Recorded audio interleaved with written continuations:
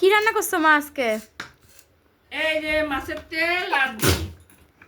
কই মাছের তরকারি কই? মাছের তরকারি না, ডিমের ঝোল। হ্যাঁ। আর এটা মাছের তেল। ডিম মাছের দেখো মাছের তেল কতগুলো নিয়ে আইছে। আর কি রান্না করছো? আর কিছু করিনি।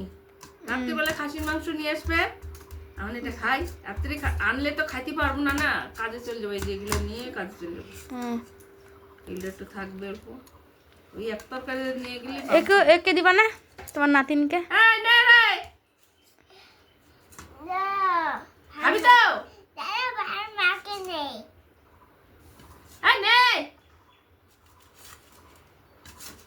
আজকে আমার বাড়ি কেউ নাই, চলে গেছে শ্বশুর বাড়িতে। আমার ছেলের বউ চলে গেছে, আর আমি এই যে রয়েছি, আর আমার নাতনি রয়েছে, আর আমার মেয়ে আইছে। ও বলে কালকে চলে যাবে, তারপর আমি একা একা থাকবো, রান্না করবো। কি আর একা একা থাকা ভালো তো, আরো রান্না বাড়ি নাই, কিছু নাই, থাকবে না, কেউ থাকবে না। তারপর আমি চলে যাবো কাজে, আইসে আবার রান্না করো, কি অবস্থা আমার খারাপ হবে আমি জানি না। রান্না করতেই তো আইসে স্নান করবো, জলটা কে গরম করে দিবে বুঝি না।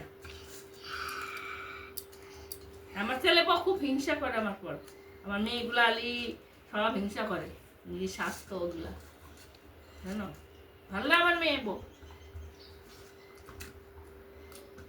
চিকিতা